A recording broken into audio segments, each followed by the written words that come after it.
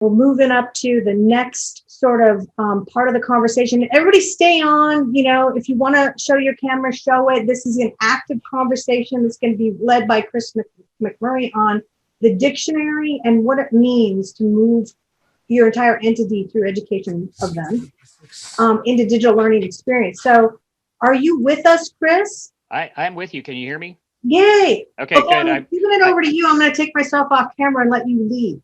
Okay, perfect. And so I'm going to apologize right up front. I'm having some sketchy Wi-Fi going on up here in the Northwoods. So I apologize that you can't see my face other than that fine screen. So this was a fascinating conversation. I love that we're going to jump right into some very connected things. I'm a former assistant superintendent of teaching and learning. We separated that slightly from curriculum instruction and assessment. It was which was a component of that. But very briefly, my CIO and I, we were brought onto the system as an arranged marriage, and we were told, you guys walk elbow in elbow, and what one says, the other says. And we did that, and we're very successful at restructuring the system and aligning things. So it was a great experience. Liney, do I have clickable access here? Yeah, let me try to figure out how I let you have the remote control. Okay, so give mouse, keyboard, and control to Chris. Okay. And now it's waiting for you to accept control. I will always accept control. This is Star Trek. You have the con. Yeah. Okay. Yes, you have the control now. Okay. Let's see if I really do. It says it's waiting for you. Yeah. Now it says you're controlling my screen. Okay. Good. Fantastic. Okay. So again, my name is Chris McMurray. Gave you the brief overview of who I am and where I've been. We're going to take a very scant amount of time and sort of blaze through a connection to what Lonnie was talking about earlier in the day when she was sharing bits and pieces of the dictionary. And we're going to dig in just a little bit more on that stuff. And if my mouse control will work, then I can. Yep. Oh, here we go. There we go. With the wheel. So what we're talking about now with the EduJedi is really the dictionary, the combination of a dictionary, a set of standards, and a model that really goes beyond just digital literacy, and it really starts to include things like identity, right, and things like that, and ultimately, because we have digital forums and rich experiences can be designed. This is the purpose for all of the work that we're doing, which really starts to address a lot of the pain points and learning points that our educators are experiencing right now, to start focusing on learner designed experiences. So this is really more of a discussion about where do we go now that we have the things that we have, and how do we get there together and in a mindful way. So what you're looking at right here, you may or may not have seen this. This is from 2015. The Learning Counsel created this scale, and this scale is critical and important to understand because Matt, this is actually where my compatriot in IT and I would sit down and start thinking about, well, yeah, you guys are implementing the resources. We're speccing the resources, but unless we're working together to understand what those are and how they work, it's never going to work in the system. So this is a critical piece of information. And this graphic really starts to help people to understand what the learning objects are that are out there in the sea. And so it really begins to define sort of the sophistication of certain elements that you can use to build, like Legos, right? So at the very bottom left hand, you've got digital documents, and this is like a Google Doc or a Word doc, and it really doesn't do much. It's static. It might have a couple of links to hither and yon, but it really doesn't do much to engage the learner or the experience. And then you move up to things like single loop animations, and this is really allowing a PowerPoint slide to fly some text in or do some sort of rudimentary types of animations. It's moving up the scale of sophistication and engagement, but it's still fairly low, and it doesn't really do much. The machine isn't doing a whole lot. And then we move up to video, and this might be some easy videos that are being created by a teacher. Might create a video of some learning and some information that the students need to get in order to move to the next step and things like that. But again, there's not a whole lot of interaction, right? You can stop it, you can rewind it, you can pause it, and that helps, right? At that point, we're starting to tip over into the learner has some control over this learning object. And based on what they need, they can do those three things with it. And they can pause if they need to take more notes. They could take a picture of it. They could whatever, but they're at least allowed some form of control.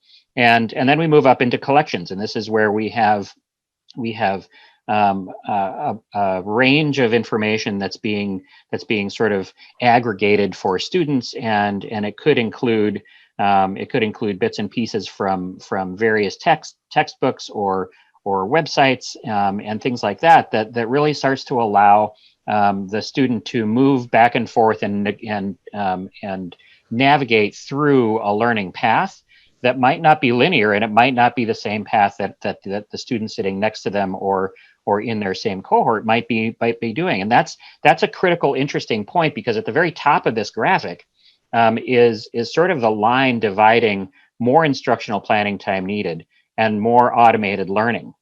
And so as you move in the scale from left to right, you move from the digital document takes a whole lot of teacher time to, now I can put together some collections and start to share those.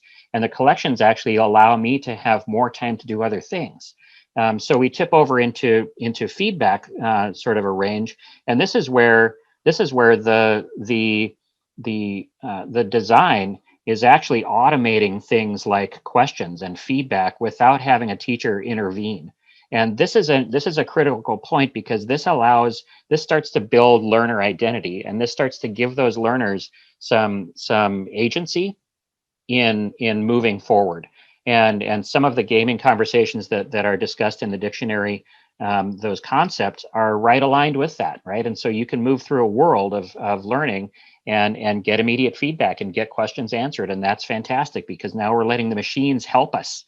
And we really need to be able to do that. We need to we need to allow the machines to help us do a lot of the things like Gavin was talking about, a lot of the things that, they don't maximize our time as educators. So moving up the scale, you move into coding, and this is where this is very basic coding. This would be something like a WordPress site that the educator might have created. It's a next level of sophistication. It's not definitely professionally coded courseware, but it is definitely creating an experience, and it's immersive, and you can drop a learner into that place, and they can access all the things, and they can move around as they need to. And that's the next level of sophistication in terms of learning objects. And at the very top is that highly designed digital courseware. And this is the magical mystery level, right? This is where we've got the machine is using algorithms and automation that really enhances an experience for a learner. And this creates a whole world for things like math, using gaming concepts and multiple modules and levels and remediation is built in, and it really can provide a very, very rich experience, which then thankfully allows teachers to do what teachers do best. And that is fantastic. That's where we really want to be, acknowledging that we're not there as an industry yet, for sure. But we're getting there, and there are organizations that we work with the Learning Counsel that are helping people to do that, and they have some resources available that will help them to get to that point. I know that I'm going to be skipping through quite a bit of content, and so I'm gonna breeze over the top of this and then leave some time in the next 2 sessions for us to dig a little bit deeper and share some learning about what we just heard. So. This next graphic is really an object scale, and this is presented. Both of these graphics are really presented to help you understand what it is that you're trying to select, that you're understanding in terms of building blocks for learning experiences. And so this one really is designed to help an end user evaluate digital objects, right? And so this was created as a scale a few years ago. And as an idea, it was in the special report. In fact, it's not brand new. It's in that report. You can download the report from the website. But you notice that it's organized into two different boxes. And the very top box goes from granular or atomized down to up to aggregated. And connected to what we just looked at, you go from sort of the concept level, which would be just a disconnected piece of content. That might have it's a standalone piece of knowledge that might not be related at all to any larger systems, up to something that is contextualized, which then means that one piece has greater tendrils and it's connecting then to some other concepts, and then all the way up to a more aggregated form of information and learning objects, which then turns into something that looks like an ebook, right? And it's a collection of things, and it moves through, allows a user or a learner to move back and forth and around that thing. And then in the green box, we take a look at how objects are coded. And so we look at short form and long form. So for example, the short form being sort of the applet or app. It's at the very base level, similar to content or the concept level. This would be like a math app. It's discrete. It does one thing. It doesn't have a whole lot of levels. It might be sophisticated, but it's not connected to other systems. Up to course and courseware, which are then starting to apply much more gamification concepts and really starting to use gating and things like that to help learners to move through their learning experience. And then all the way up to collection, which then starts engaging the AR and the VR and AI, which gets us into that adaptive range of a resource, which then, of course, as we're discussing here, frees up teachers to do more things that teachers do, to allow the humans to do what humans do best. And so this is important because as you select objects, as you select resources to put into your ecosystem, you want to understand where are those resources on this complexity scale, right? And if you're dealing only in the concept level, for example, you're forcing a whole lot more work. You're not allowing the machine to help you to move forward. And that's a necessity. We have to get to a point where our systems are leveraging the technology that exists, because it does exist and it can help, and it will help. And we just have to start getting out of the way. There's some barriers that were discussed a little bit earlier. We have to make sure that we're getting out of the way and starting to rethink, and that's important. So moving on from there, you've seen a graphic that looks like this, and this was really an attempt. This came about early on in sort of the thinking around what are we looking at when we look out at the K-12 landscape, and the critical piece here, one of the critical pieces is the stair-stepped graphic. And if you look at that graphic, you'll notice that by grade level, the discrete objects change, right? And so we've all experienced this. And what was happening in the K-12 space was that there was a sea of great stuff out there, and systems were implementing it by grade level, and there may or may not have been connectivity between grade levels, and there was a really a load. It was a digital load that was being identified, and the Learning Counsel was really one of the first organizations to take a look at that and then name it, and then say, okay, well, wait a minute. All of this frustration that's being experienced by teachers who are now being asked to do some things in a different manner, it's a load. It's a digital load that we didn't anticipate putting down upon them, because we all believe that these are great resources, but right at the end of the day, there's a ton of them, and now what do we do? And so through some work with a lot of other educators and the EduJedi and some of the other systems that were implementing some things, it was discovered that what's missing, right? What's missing is the routing and the logistics level. And so it really does boil down to how do we now take the core of what teaching and learning is, right? Go alongside with some very clever and mindful implementation of technology, and then through that help the machine to do the routing. I think Amazon was mentioned earlier. Absolutely, let's learn from that. Of course, let's learn from that. because it exists, and it can be leveraged. And that's the thing that's missing out there. We're missing some logistics. We have to have that layer to put down upon what we currently have. So here we go. So you looked a little bit at the dictionary, and I want to spend a little bit of time on that, because the next conversation is going to be sort of digging into that, and we have a lot of work to do in terms of further developing this, and we'll get into that a little bit later. But as Lonnie indicated before, the dictionary, if you haven't downloaded it, go get it. Is really organized into categories. It's organized so that you can start to identify and define some of the important aspects and characteristics of digital resources and objects. And so I'll just go through the categories very briefly. Actions are functions of the code that do things. I think Lonnie mentioned this before, but it's really discrete. It's without involvement from other processes. So this is really what does the code do? Design really refers to the aesthetics or the dressing or the navigation. Interoperability is addressed there. User onboarding, user options for accessibility and engagement strategies, things like that go into design. You'll find that information there. Controls refers to administrative capabilities, and that's important because you have to make sure that the resources that you are putting into your ecosystem have the correct amount or the correct types of controls.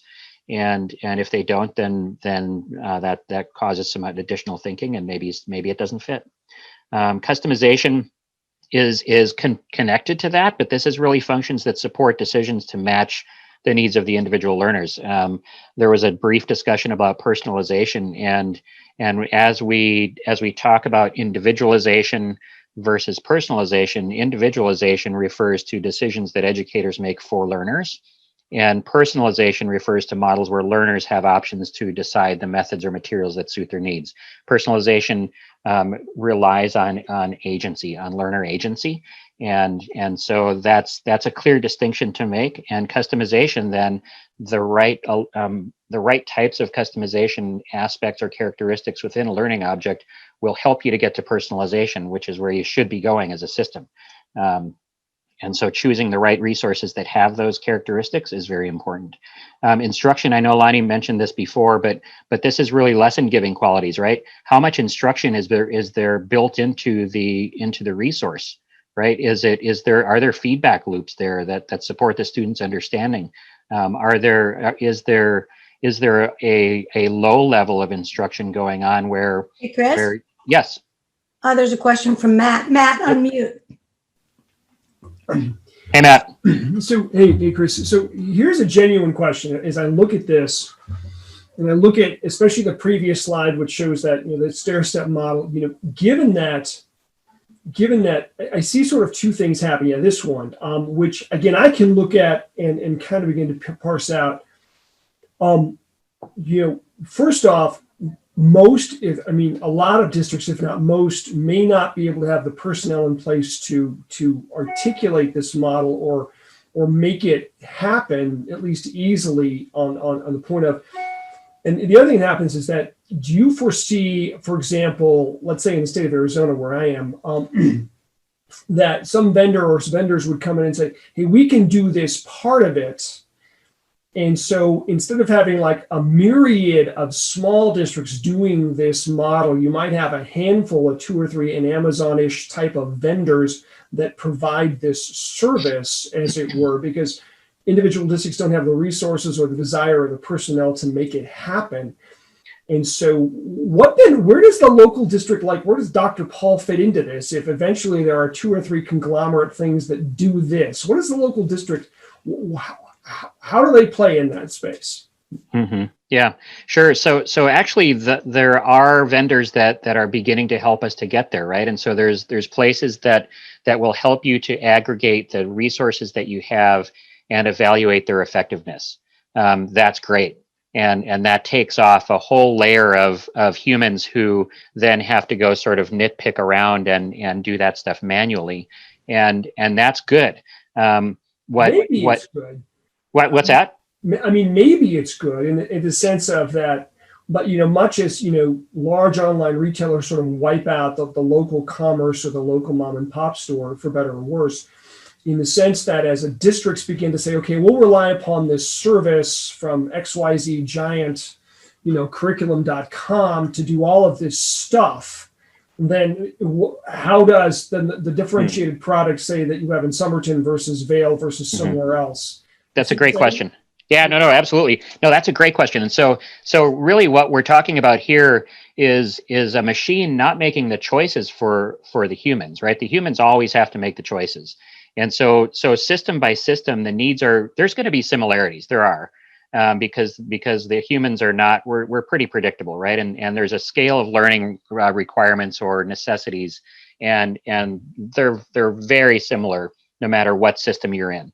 And so what we're really talking about is allowing a process, and it's going to come back to actually rethinking what the structure of school or learning looks like, and so allowing a logistics type of a resource to help move learners around, possibly, not design the learning. The teachers are always going to have to design the learning. But a resource or a new process could help in a way that facilitates that. So, for example, I don't know if you're familiar with ClassLink. I'm sure that you are, right? So ClassLink starts to make sense of that sea of apps, and so they do a really good job of setting up some views of applications that help you to navigate what could be a fairly daunting number of things, and they do that in a pretty neat way. Yeah. So that's an example of a sort of a ubiquitous technology that really does help me as a designer of learning to go, okay, yeah, good. Here, there's the red Legos over here, the blue ones over here, there's some windows over here, and what I'm building is this thing. Now I know which pieces I can use to move that stuff. When we start talking about logistics, what we're talking about is actually how do learners move through the experience of their learning, and how do we design that learning experience so that the learners are moving in and out of things that they need. Teachers are also mobile, and that's the point at which everybody is getting what they need when they need it. And we've taken off an administrative, you go here, you go there type of a logistics capacity, taken that off of those teachers and placed it into the machine, which then says, okay, on a certain schedule, you're going over to this place, and then you're going to go over to that place, and based on some feedback, you're going to do these things and those things. And that's while that's an idea, the implementation of that is what we're now working on, right? And so just talking to some colleagues, in fact, yesterday, about some of the hybrid struggles that they're experiencing, it starts to sound like I need some logistical help, because I've got 4 different things going on almost simultaneously, and how do I maintain a rich experience for the learners? So, Chris, I understand, and I see, and I've been to some of the, like, in fact, one of the last things I did before the world locked down was go join Leilani up in Phoenix last February. Perfect. That was like one of the last cool things we got to do. But it still presupposes that model that the local entity is, in a sense, still calling the shots. And what it almost looks like we could move to inadvertently is that there really are like only 3 or 4 basic products. And so the local district merely becomes the facilitator for, product A, B, C, or D, providing a physical structure and providing an adult to keep an eye on all the kids, which is a profoundly different experience than what we think about school actually working. Let's be honest. Mm-hmm. Yeah, no, I agree. And I think, I've used the analogy of Legos, but we're at a point right now where it's time to dump the Legos out on the table. And it's time to build something that looks and sounds a little bit different. And so we're experiencing some barriers right now that are system and tradition based, and are getting in the way of moving things differently. And so for people to think that things are going back to the way they were, they're not. It's not going to happen. But there are a number of things happening within the educational world that really want it to go back. to the way it was, and that's unfortunate. And so I think we're going to learn together. We're absolutely going to learn together. And I really, really honestly love that Matt, you're pushing on this stuff, because this is what it takes. It takes some professionals who are vested in moving systems forward for kids. It takes some good conversation and honest conversations in a room like this in order for us to continue to move forward as a system. Well, that was always my critique when I talked to Leander back again before the world shut down, was that, again, all of these models presuppose that this is designed to hurl content at children as opposed to deeply connecting with them as human beings. I mean, those are two fundamentally different transactions. They happen at the same time, hopefully when we're doing it right? Yeah. But the content is still the pretense for relationship. I mean, we throw content at children in the context of bringing them in contact with high quality adults who love and care and take care of them. Everything you've shown here is about throwing content at kids and seeing if they get it. And that's not the entirety of the transaction of what we want to do in school. At least it's not what I want to do in school. Totally agree. And so what we're talking about, though, is actually identifying or defining and evaluating the stuff that we are going to design with. And so I agree. Just buying stuff and then throwing it at kids, that's not learning. That's not learning design. There's still design that is required, but you need to have the right building blocks in place in order to design things for a new model. And you have to understand what those components are and the characteristics of them as you design. So the learning design is always going to be the basis of how resources are used. And so we can either make those resources easy to use and remove some sort of administrative types of tasks, or we can just let people flail around with them, and that's not an option. I don't think that can be optional. We have some work to do to make those systems receptive to a design. There's a lot of great content out there. There are, and not all of it works with learning design. Some of it is really designed to plug into, and that's a relatively limited scope. If it doesn't have the controls or flexibility that you're going to require as a learning designer, it's going to be a hard resource to use, which means it probably isn't going to be used.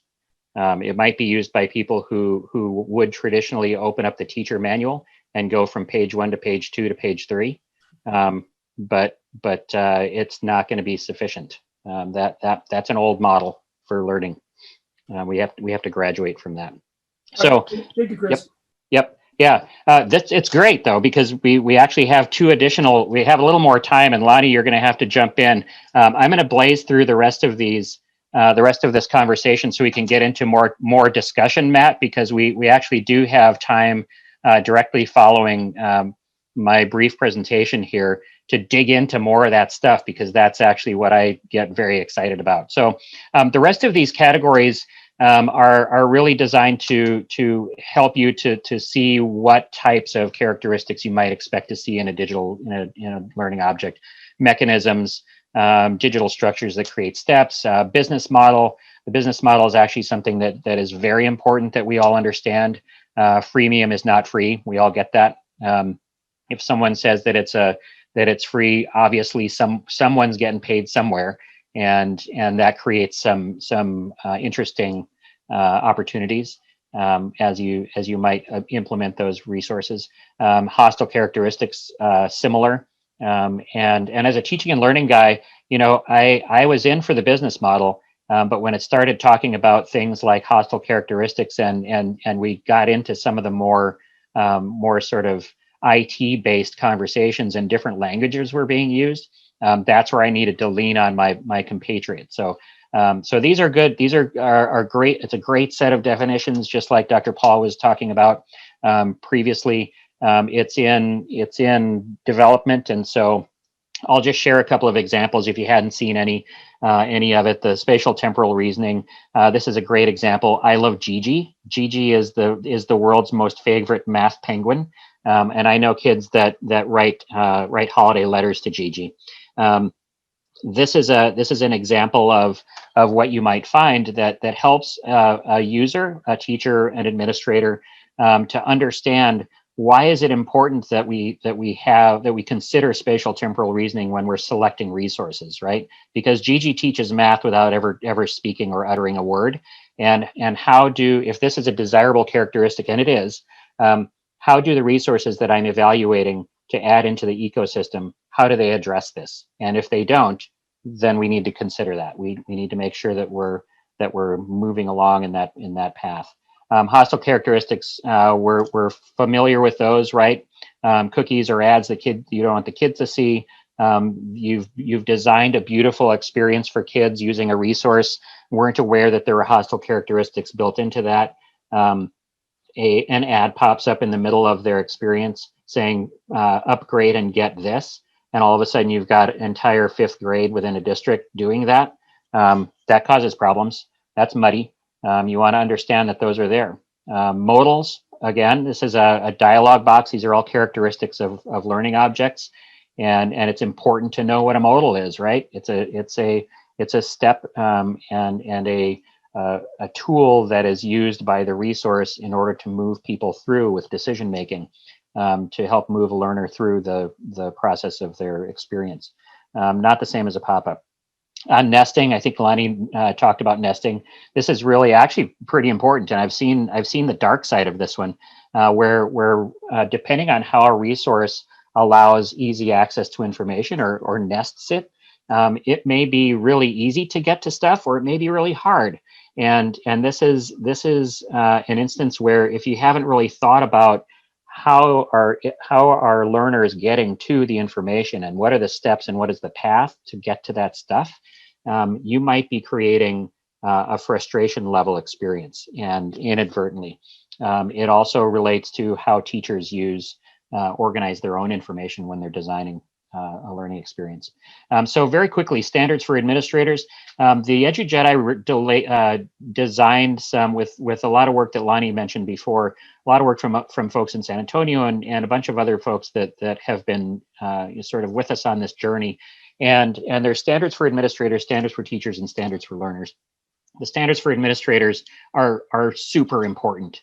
And Matt, you and your CAO, this is where we all live, right? This is something that we haven't really addressed that much within the education world, and yet these standards are critical because there are responsibilities that we have as superintendents to make sure that we are setting people up for success, and that we're building the system that is going to sustain that success and support the students and teachers.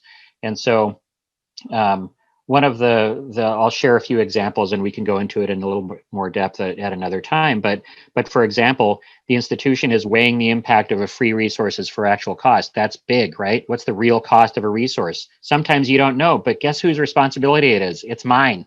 If I'm the CAO, I need to know that. I need to know the licensing. I need to know the ins and outs of the legal language. I can't just pass that off to my legal department and say, well, I don't know, figure it out. I cannot pass things off to my IT compatriot and go, yeah, I'm washing my hands of this, it's yours. No, actually, that's not true. I have a responsibility for that. The next one is good. It's connected to the third. The institution is progressively working toward full individualization to personalize, right? We should be moving toward personalization.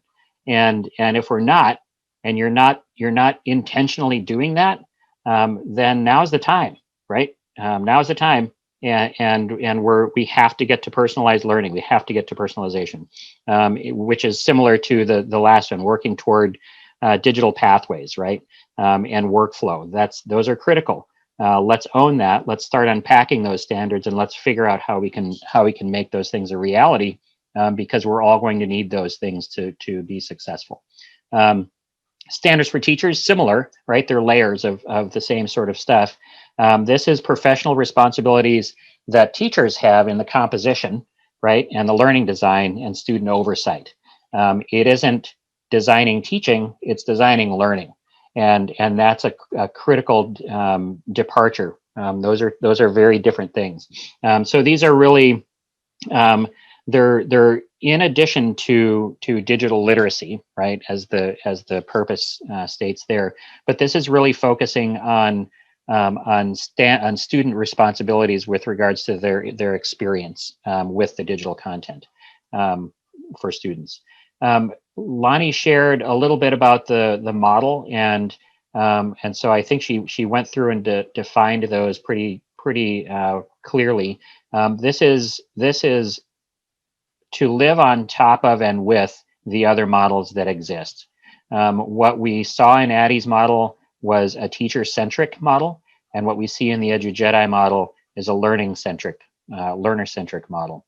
And so the definitions within those columns really start to speak to the learner design and what the learner is doing and how the learner is interacting with systems that are created for them to move forward. There's a few differences, and we can get into those a little bit later. And I know that I'm over time, Lonnie. So really allowing for goal setting and things that are not restricted to course or class framework. That's an old framework. We want to start blowing that up. Matt, you probably played the Twister game when you were in Arizona. That blows things up, right? I mean, we're stepping right outside of what we've been comfortable with. And the EduJedi model is designed to help facilitate that. So I want to jump into the next 2 sections of time. I know that I am 11 minutes into the second 30 minutes, but I want to open this back up to some conversation around how does this now interact with your current reality around hybrid, because we are, right? Our systems are going to hybrid, if not already have. Some are going face-to-face. Some are struggling with any number of those things. So for Matt and for the rest of the people joining us today, what do you think? What are the connections that you're making as you start to think through this? Okay, so I'm going to share again. I took back the screen, Chris. Okay, got it. So everybody can sort of join in. Type in questions, all the attendees side, so I can unmute you and have you join into the rest of this conversation. And then we're going to have James Butler get on from Tucson Unified and share with what they're doing, and then also talk more about all of these things. So let me just start my video again. So really, when we're talking about new standards, like I actually believe and Matt and Dr. Paul, you guys can weigh in on this too. I don't know that people want more standards, like there's enough, right? But the point is that we are in a new age, and everything that's been built so far has been sort of like, let's augment with technology, and not really acknowledge that there's a different structure that comes in. So there's new responsibilities, and just what we were sharing with regard to these definitions really sort of sheds a light on that. So, start sharing. Matt, what do you think about all this work? What's tricky about this is that,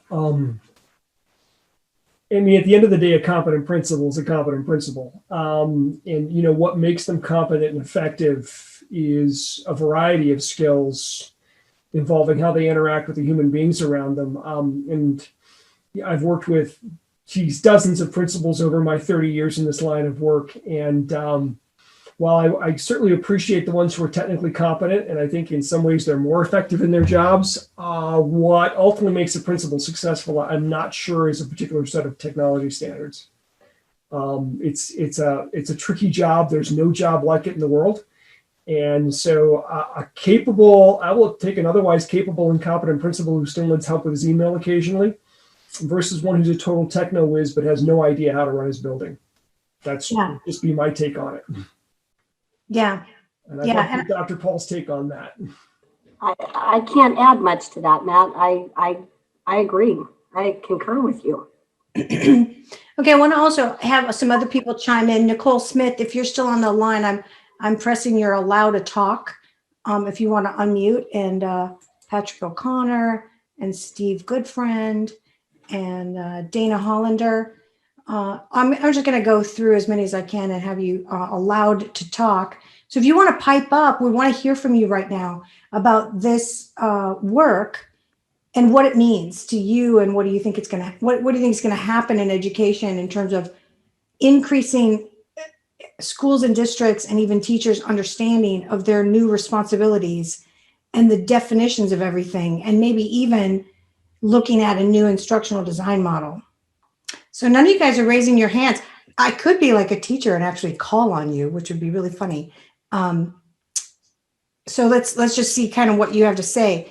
I think I've hit almost all of them now. If you're unmuted, yeah, I'm allowing you to talk. Allow me to talk. So if you're not allowed to talk, you're going to have to type in the chat if I didn't allow you to talk. And if your mic is still on, I can see it, but just going to ask you that question. And if you don't answer, then I'm going to go over a little bit more data with Chris on the line. So Chris, we kind of went through a lot of this really rapidly. Let's go back to this model shift a little bit, because I think this is an important part. I know Dr. Paul is watching this. Let's go over it a little bit in more detail.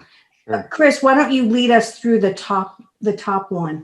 Yeah. So really, when everybody's familiar with the Addy's model, and that's whatever, it's 45 years old, and it's fine. I mean, right? It's as a model, it's okay. And while there are a number of models out there, it really is important for us to start to acknowledge that whatever model we're using for design, that it actually acknowledges that we should be designing for learning, not designing for teaching. And so the model does a good job of that, right? And it starts to think through differences. Like, for example, when we're talking about analysis, it's organization and learner goals and problems being solved. The difference here now, though, is that the problems being worked on are actually derived by the learners, and we know then from effective learning that is sticky, that when high level questioning is being used by the learners, then we've moved up the sophistication scale, right? And we're way up on the Costas levels, and that's good. And so if we use a model that is designed around that and really promotes that, then by successfully implementing that model and using it to design, we move our experiences up that scale to more complexity. What does that lead to? That leads to a bunch of different things, right, that are positive for the learners, not the least of which is engagement. Okay, real quickly, we have a question from Barbara Pitkin. You're unmuted. No, it popped up on my screen saying that you would like to unmute me. Yeah, I'm unmuting you, so you can be a commenter. Hi, Barbara. Hi, how are you? Good. So any comments, or did you not want to be off mute? Oh, I mean, no, I didn't have any comments. I was just listening because I'm always interested in how different areas are implementing the digital learning environment. And I was reading the flow chart and the scope and mapping, and I could see using the EduJedi model.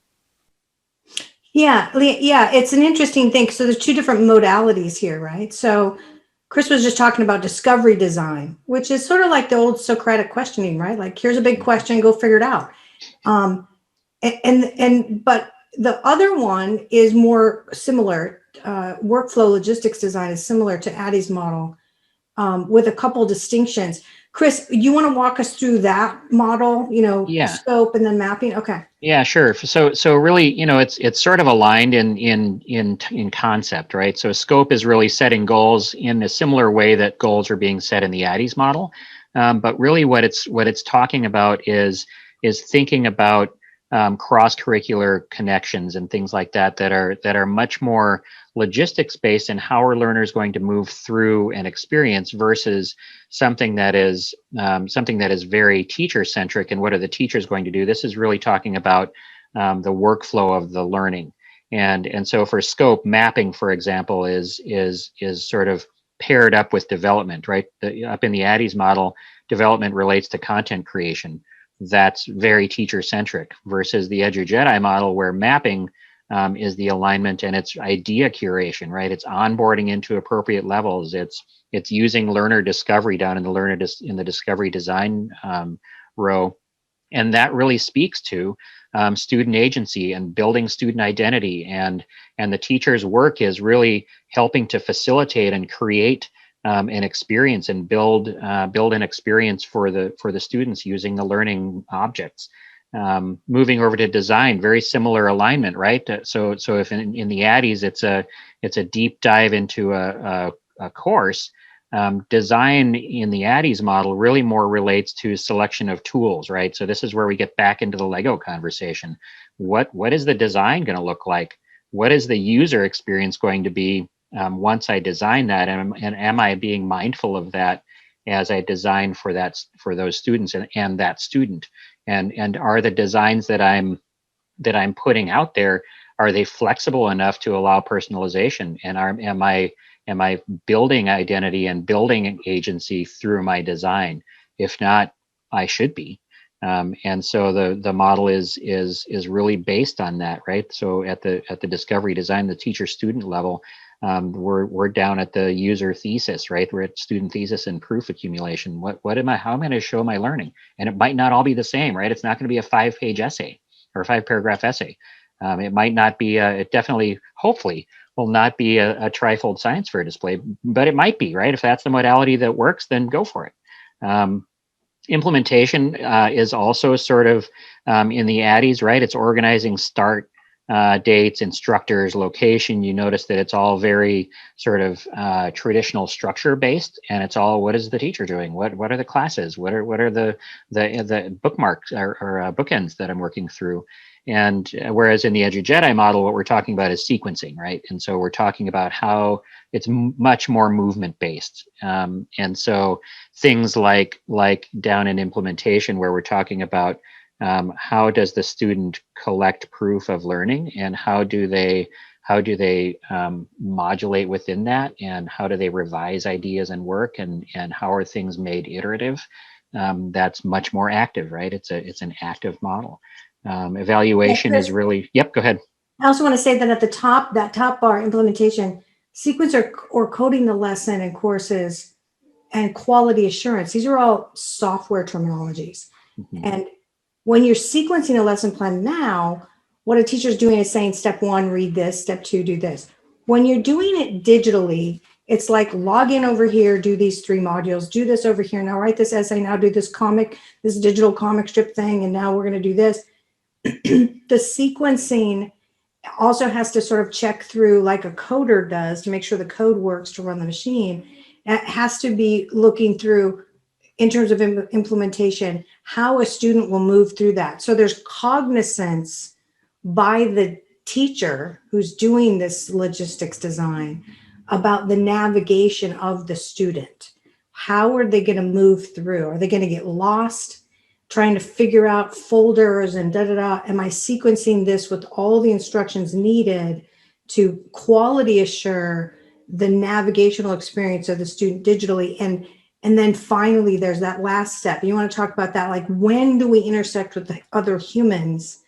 Is it the last part? It isn't the whole thing where the teacher's leading the whole thing. It's actually step 5. Mm-hmm. Mm-hmm. Right, and then also sort of dovetailing with 6, where is this the ending point on from which I go to something new, or is there going to be continuance of the thing that I'm currently on? And as you were talking, Lonnie, that really causes me to want to highlight the teacher standards, because the teacher standards talk about that. They talk about what are my responsibilities as a designer of an experience that are going to start aligning with this. With the model, and so the two are designed together, and they're designed to work together, and they can, and we'll be continuing to develop those standards this year and into the future. But really, unless you start to think differently, we talk about shoehorning the old into, or the new into the old, or the old into the new, even, right? You kind of can't. Yeah. You can't do that. It's just not going to work. It's going to be a messy experience for the learners. It's a frustration for the teachers, and it just becomes unfortunate. Yeah. Yeah, and I want to point out that step 5 and step 6 are the biggest divergences from the Addies model. Step 5 is divergent in that what you're saying here is that at step 5 is at the top level, the workflow level, is where the teacher decides what is the teacher's role now. Because in the Addie's model, the perception was the teacher is the source of the design and all the material. Now the teacher is looking at this step 5 is, when am I intersecting with the student? So in other words, step 1 is read this. Step 2 is log in to Achieve 3000 and do this module. Step 3 is we're going to do a small group activity. Step 4 is we're going to have a whole group activity. And that step 4 is tagged. And it's tagged in logistics systems so that the students maybe that are remote, when they hit that point, if they were faster through the other steps, they're in an auto cohort that accumulates. And maybe when they got there first, they were the first kid in, and the system told them, you're the first in, please jump over and do your science lessons now. Until the full cohort accumulates, hits the calendar and auto triggers the teacher calendar to do that step. So in other words, the intersection logistics changes because the dynamics of space and time have changed. And that's a new idea. Like that's a huge divergence. Auto cohorting, auto calendaring, the whole auto intersection idea is very different than the Addie's model. And then that termination or continuance is an obvious point about the difference between digital and analog world. In digital, when you're done with something, in most advanced consumer systems, the auto recommendations engine comes up and says, okay, you bought all this stuff from Amazon. How about these things that you should also buy? Or why don't you buy this one again, right? Like we all know that when we hit the Amazon homepage, that it knows what we just bought and asks us if we want more of it, or it starts recommending other stuff of similar quality. And also when you're in most book sites right now, collection book sites, you buy one book and it says, oh, here's book 2. It automatically shows you the next recommendation. So that ability to think with continuous learning, continuous pathways, divergent pathways, maybe because the kid really did poorly in this particular section, they automatically get routed to a divergent pathway. So that idea is a digital one. That's a difference from the Addie's model because it can be automated. Yep. And so it also, I mean, this is so timely, right? Because right now we've got systems who are working with cohorting, right? And so the kids are in school, they're in cohorts. The cohorts are Monday, Tuesday, Thursday, Friday, and at the same time, the teacher has some kids who are partially, who are sometimes there and sometimes remote, and then they've got full remote, and it's a hybrid model, right? It is, and yet the cohorting aspect of that. When I was talking to a colleague this morning, in fact, about some of the woes that her teachers are experiencing, and I said, you know what? When I was a teacher, and I taught 4th grade, my reading block was designed around moving cohorts and people in different places, right? And everyone was physical at that point, but they didn't have to be, right?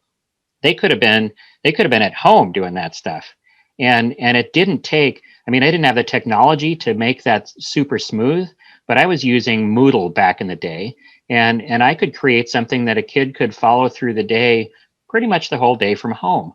And so that's not patting myself in the back, but it's just to say, hey, look, the idea is not that new. We do have the capacity to do that, but now it's so much easier. Now it's possible. And I can do it so much more easily because there's technology that's going to help me to do it.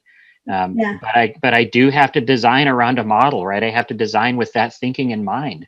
It's a 3-dimensional design, much more than it ever has been. Yeah, and I think that's important. And I think, Matt, you just typed in a comment that I'd like, can you unmute? Sure. Yeah. So this fear that you have, why don't you tell us about that one? Oh, you're still on mute. Okay, there you go. Okay, I'm unmuted. Basically, again, going back to a few slides back, this incredibly complex model, and I see the value in it because we, of course, have to do all this stuff by hand, of having a rostering model, again, like Clever or like ClassLink, then tied to applications, but then provide data and feedback data to guide instruction. I mean, all of those things are really hard to do. And so, a district needs a certain amount of resources to do those things, and a certain amount of personnel who are able to do it, are able to work with vendors to do it. And the truth is, most districts don't have the resources, human, otherwise, to do that. Yeah, that one right there. Okay. I mean, I look at that and I get it and I see where it's going. So then that creates a natural space for vendors or, really big system integrators to come in and go, hey, we can do this for you. And so then you've got 2 or 3 or 4 big name vendors who craft this thing. And they say, and so a district that wants to do it rather than create something on their own, which is organic and tied to the needs of their community, simply becomes a purveyor of Amazon.edu or Amazon.K12. Yeah. And so my concern is that, the wonderful nature of American public K12, its greatest strength and its greatest deficiency is local control, local accountability, local things like that, that we really just become basically conduits for throwing content at children. Your facilitator rather than your teacher. You're making sure all the kids are appropriately on their Skinner learning boxes. Along rather than authentically connecting with adults who are deeply invested in them as human beings. Yeah, and I think there's 2 things that are going to work against that. Just so you know. You tell me, because that doesn't sound like education. That sounds frankly hellish. That sounds like Big Brother. So what you're afraid of, and I've thought about this a lot, is like we're all afraid of the one ring to rule them all, right? Yes, exactly. And I don't think that'll ever happen in education. For one thing, knowledge and what we're supposed to teach and standards is a sea change every year, right? There's always something else coming down, like now it's an equity push, and now it's a this push, and now it's a that push, and it mutates all the other content too. That's never going to go away because the nature of human knowledge is always shifting. So that's one thing. And then I got to get to James and invite him into this conversation as well, so we can continue talking. But the other thing that is also true is that the applets, they themselves constantly change. The bits of knowledge that you might choose are never going to be agreed upon well by the teachers. And I also believe that the biggest pushback is that we do have to have humans, and they have to be our humans. And maybe some of the humans that we're using are that Amazon style, use somebody else remotely from some big conglomerate.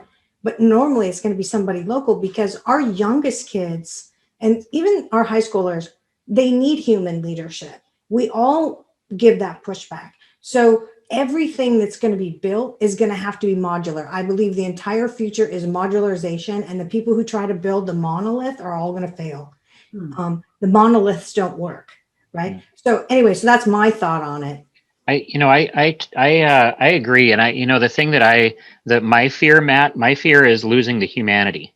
And so the humanity is huge. And while I can have all kinds of resources, ultimately, I'll take a teacher who is a fantastic designer, similar to your comment about a building administrator.